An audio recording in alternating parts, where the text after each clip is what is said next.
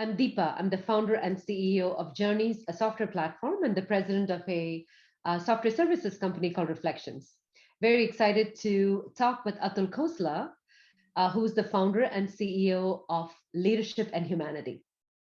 Very important topic, Atul. But first, let's talk about leadership and humanity. Why is it important now? Deepa, it's great to be here today in conversation with you. I do believe, by the way, this world is going through a very, very turbulent phase. Businesses, people, organizations, countries, they are all dealing with this very special situation, which, by the way, did not differentiate between the emerging markets, mature markets. It just impacted the whole world in the similar way. Just before I started Leadership at Humanity, or LEH, I was Chief Talent Officer of a Fortune 100 company. That gave me an insider's view of what people were faced with, especially leaders were basically stretched on the both ends. Organizations expected leaders to step up and provide leadership in the face of this very unpredictable, ambiguous business environment, still deliver the outcomes. Whereas people were looking up to their leaders for hope and inspiration during these very, very turbulent times. And I think in between, leaders were trying to find ways and means to support these very extreme expectations. And in the process, they felt not very positive, not very good. So I feel this is the time for us to really reignite the human in the leaders so that they can take care of themselves. They can take care of the teams or people who are looking up to them. And in the process, they could build more sustainability in their outcomes. That's why I believe today is the time to talk about humanity in leadership. You're right, Atul. There are so many things going on, right? But the after impacts of COVID, with the Great Resignation, everybody working from home, looks like as if the entire world is changing the way we live, the way we work. And the interesting thing that you're talking about is that leaders, businesses are looking at leaders as a way to increase their outcomes, as well as people looking at leaders. And at the same time, leaders are dealing with their own problems, whether it may be dealing with the situation themselves, right? So this makes it very difficult. So now, how does leadership and humanity, where does humanity come into the picture, and what kind of design do you have that is going to help leaders with this situation?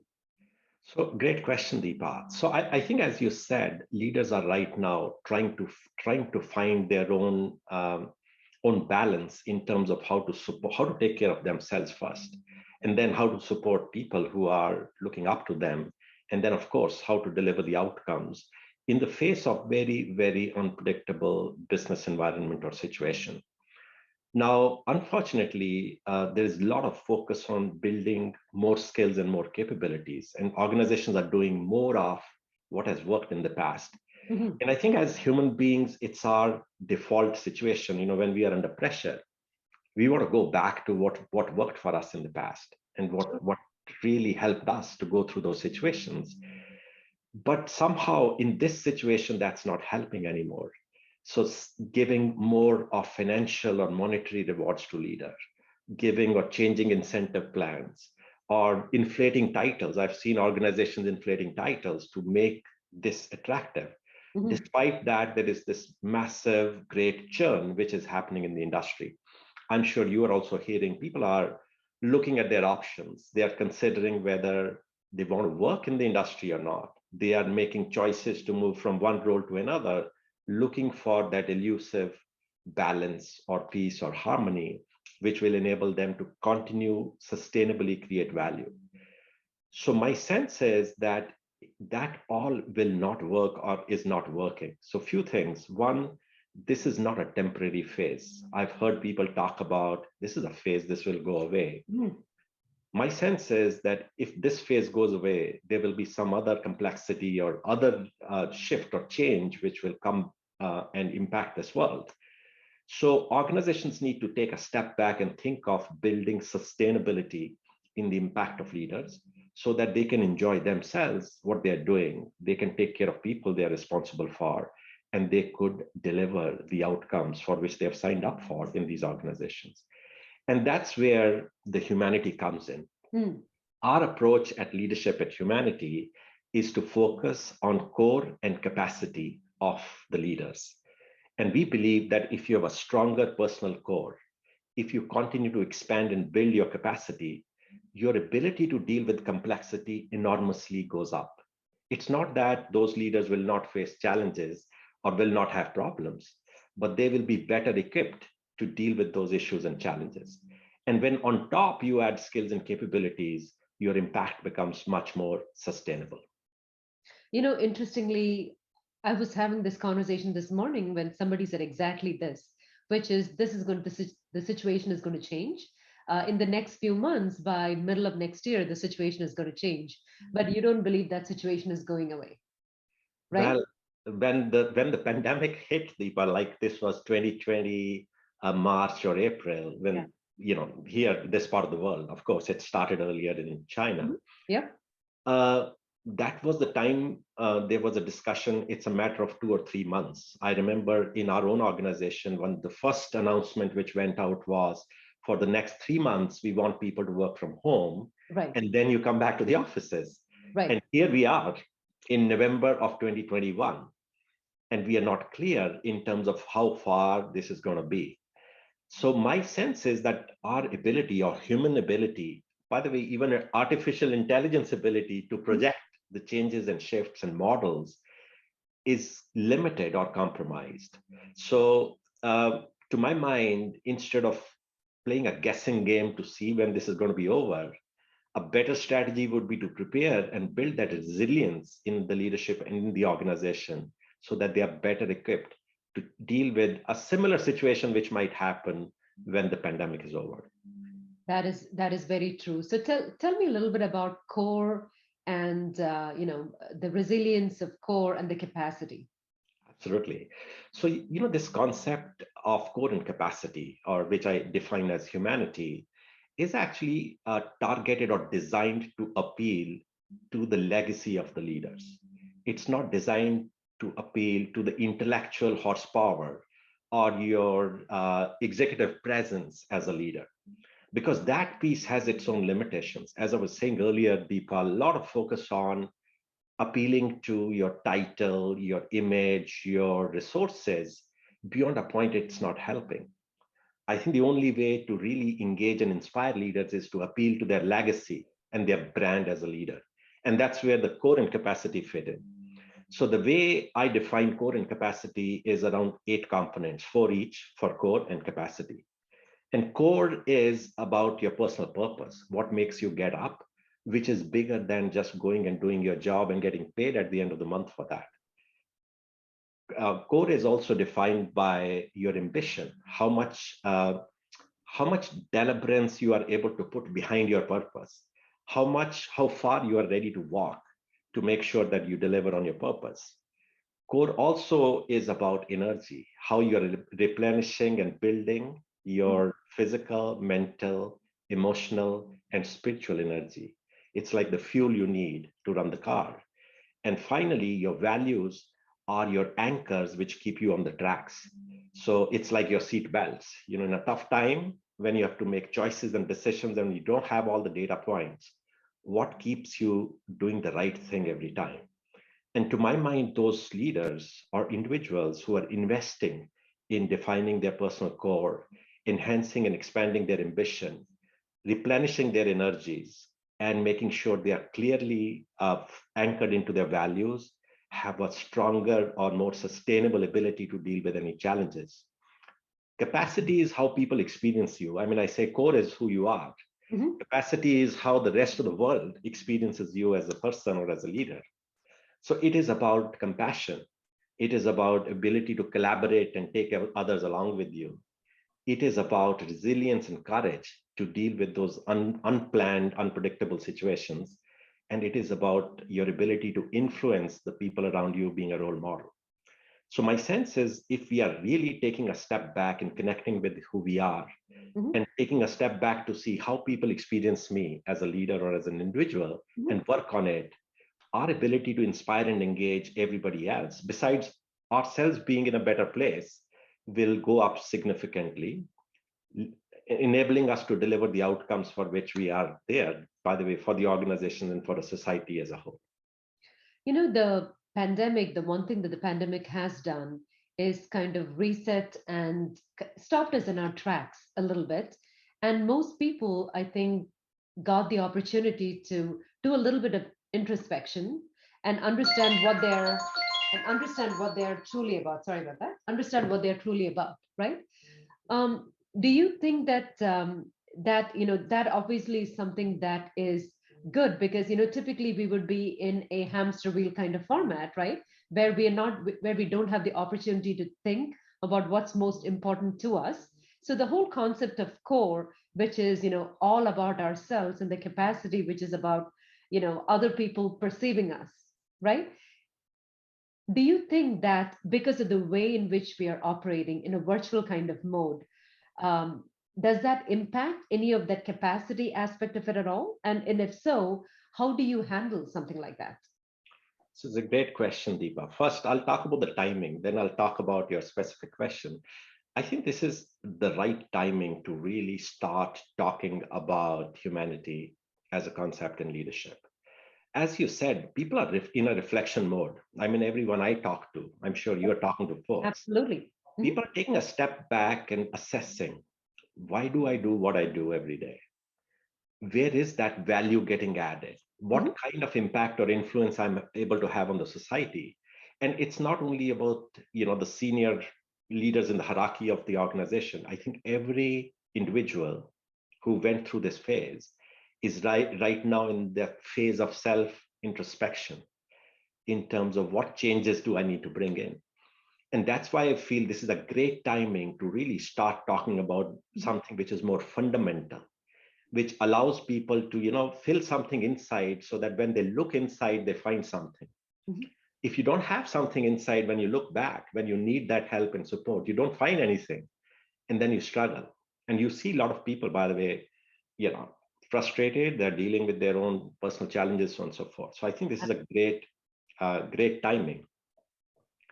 I think the second, can you repeat the second part of the The question? second question is that, um, as we are in front of a camera, we've seen so many examples where, I got it. we are, we are in a different setting altogether, right? We are having to operate in a setting that is foreign to us, where before, again, the work used to be the great equalizer, where everybody comes into work, you're in a different environment. The ability that you have to influence others at work, how do you actually translate that in a virtual setting to have that same amount of ability to influence others and have others see us, maybe in a different way? Absolutely. That's a great question. So what's happening, Deepa? A couple of things. One, I was actually talking to somebody this morning, and I think you and I have discussed this in the past. Most decisions in the organizations, we have all sat in senior leadership teams and part of big decisions. Those decisions were never made in the boardrooms of the organizations. Yep. Those decisions are made on your way, walking up to the boardroom or Mhm. coming out of the boardroom. Yeah. Those decisions are made in over a cup of coffee in cafeteria, taking a break, or pre-alignments, people reaching out and taking a stroll outside the office and getting people to understand your perspective. So what actually happened in the boardrooms or the meeting rooms was a consolidation of a view and a sign off. The decisions were never made there. Very true. Yep. Now in this, just transpose that into the situation today, that connect, which was more informal, more spontaneous, there's no space left for that. Yeah. People get into the Teams meetings or Zoom meetings, they're in front of the cameras. And, after a few pleasantries, people quickly jump into you're hopping from meeting to meeting to meeting to meeting. Absolutely. Mhm. And there is no time to build those connections, that trust, which helped you to make choices and lean on and seek support and offer support to others. In fact, I'm right now coaching a couple of very senior leaders who joined the organizations or big roles in last 1.5 years. And they are expected to plan strategy of a global large organization for their specific function or area and present it to the board, and they have never met a single person of their team They've never met their direct reports. They've never met their peers. They've never met their managers. That's hard. They have no idea about their board, how people are going to react. I won't name names, but this person was actually, I'm going in front of the board, Atul. I don't even know that my leadership team will stand by me when I present this. I don't know these Wow. people. They sound good. They sound nice. I don't know them. And this is the real world we are dealing with, Deepa, right now. So I think the leaders have to compensate for that. So they have to start thinking about, how do I build that trust, that connection with others, where I feel that support. I mean, I truly believe the courage comes from having that sense of support from others. Courage is not internal to you. It is what others tell you, that they are there to take care of your back, and then you go ahead and make that choice.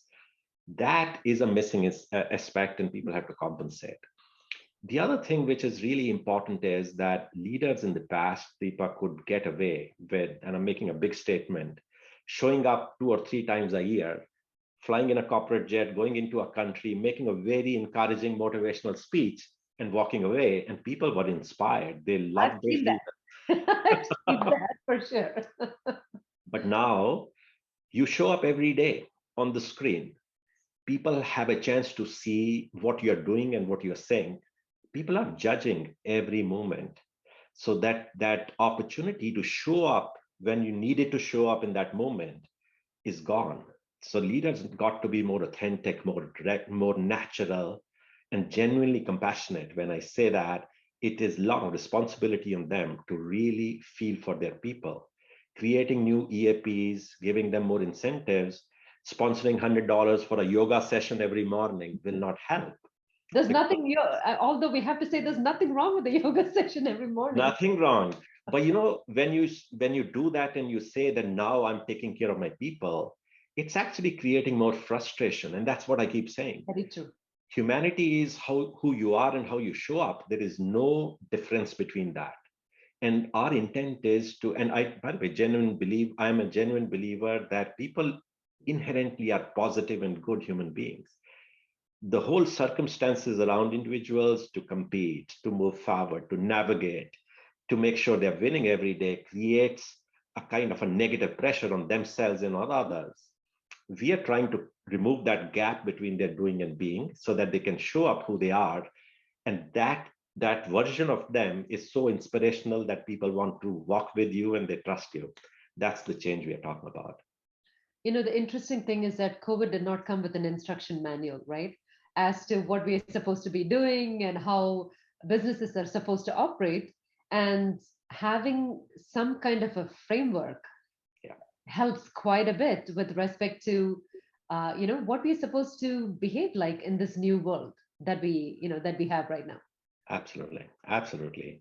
So we are, by the way, very excited about bringing this LEH leadership journey to this world, Deepa. And our idea is to have a small group of 10 to 15 leaders Mhm. and give them a chance to really understand who they are. So it's a modular 3 modules journey, which runs over 4.5 months. Mhm. It starts with helping people to do some self-exploration and connect with themselves, who they are. Then we want to bring them to a second phase where we want to expose them to experiences which will enable them to think through and introspect what needs to change. What are the shifts? What are their gifts which they are great at? What are those areas where they need to change? And then in the third phase, we want to help them with a coach, which will go over 4 months, walking with them, hand holding, and making sure that those changes which they have committed to are embedded in a sustained way. And we genuinely believe that people are right now in a mindset to try that out, to try a change, to move to a space which gives them more comfort and enhances their impact in a sustained way. So I'm very excited about what we are trying to bring to this world. This is indeed very exciting. And the fact that they are in a cohort with other folks, do they get to learn from each other as well as part of this, Atul, in addition to the coaches? Absolutely. So they will have a chance to, of course, co-learn, but I also want to call out, Deepa, that this is designed to be a very individual journey. So Ah, your goals may be different from someone who's walking with you. yeah. So a coach is basically helping you to understand about yourself and your impact, both core and capacity. So they are going to talk to your inner circle, which I believe is your teams, your peers, your manager, your family, maybe your spouse, your friends, and then help you see what are your special gifts, what are those things which really stand out and impact people, and what are those areas where you can do better. There are some opportunities. And then we create this co-learning space where these 10, 15 people come together with the new experiences and very highly trained experts who have gone through their own experiences in their lives. They go through this transformation phase where they make some commitments in terms of what needs to change. And then they go on their own with the help of the coach to embed those changes. Interesting. So it is not where somebody coaches you and then you actually have to follow through. There are outcomes that you're tracking. So this is a little bit more scientific, if you will, than a typical kind of coaching session, it sounds like, right? You're absolutely right. So you see, I am a practitioner, Deepa. 30 years in my career. I've worked across the globe in the industry, working with other people, helping them, hiring them, engaging them, developing them. One of the biggest challenge with these leadership interventions is that people come back very excited. They get exposed to these new insights, new learnings. They come back very excited. However, they come back to the same ecosystem, which is moving at its own pace. And Mm-hmm. that change starts to die down slowly. So you talked about this next or the last phase of this journey, which is the Yeah. third phase of the journey, is about embedding and building sustainability. So we want to stay long enough with this person during that phase of change with the help of a coach to make sure that this person is able to really deliver that change in his or her behaviors. And then towards the end, a coach is going to do a same process what we do at the beginning, which is talking to people who are surrounding this individual and see the shift in the impact. And this is my belief and also experience that even if there's a 10% shift in the needle, it's reinforcing. It's very, very comforting for the person that I am on the right track. And what I'm doing is already showing outcomes and results. So that by the time the journey is over, the person is committed to make those shifts or changes. Oh, absolutely. I've been in so many of these sessions where, as you mentioned, a leader comes out, lands, literally lands, and has this inspiring speech, and everybody goes, kumbaya, and then we leave and we're like, okay, and now what, right? But this is really more about understanding yourself, understanding how you can help yourself first, help others, and practice it with the help of a coach so that you're reinforcing it for a period of time so that it is hopefully something that is literally changing your DNA, Exactly. and hopefully changing other folks as well in the organization. Absolutely. You're spot on. That's the way we are looking at it. Excellent. Excellent, Atul. Anything else that you want to talk about? Well, I think this is a time to make that change happen. I mean, I in every conversation or every opportunity that I get to talk about leadership and humanity, I do believe this is the time to change the narrative of leadership. And I think it's absolutely cool to be humane. There was a time when it was thought that being humane, being compassionate, being caring means being soft, Right. Weak, means that right? It's weak. it's weak. And maybe these leaders will not be able to make tough choices or tough calls. Right. On the contrary, though, I mean, I see firsthand during the phase of pandemic, those leaders who were able to build trust and were able to connect with the organization, broader set of people, were able to make tougher choices and tougher calls with a lot of comfort and confidence, and were able to deliver the outcomes in the face of these very, very special situations. And I do believe, by the way, resilient leaders build resilience processes and resilience teams. So it's not only an individual trait, they expand that or they create a similar kind of role model which people want to follow. So my sense is this is a time to change the narrative. Don't do more of what you've done. That may not work. Try something which builds more sustainability. Oh, absolutely. I mean, it's hard to not be human when you're on a Zoom call with crying kids and barking dogs and Absolutely. Amazon delivery people, right? I mean, Uh, there is the humanity of everybody's out there in the open. There is no hiding it anymore, right? abs- Behind closed doors and boardrooms and conference calls, right? So absolutely. this is excellent, Atul. So very excited about the program, and all the best to you. Hoping that we have a lot of organizations and a lot of leaders who are able to benefit with this. Thanks very much. It was always a pleasure, Deepa, to connect with you, and it was a wonderful conversation. Thanks for the opportunity. Same here. Thanks, Atul.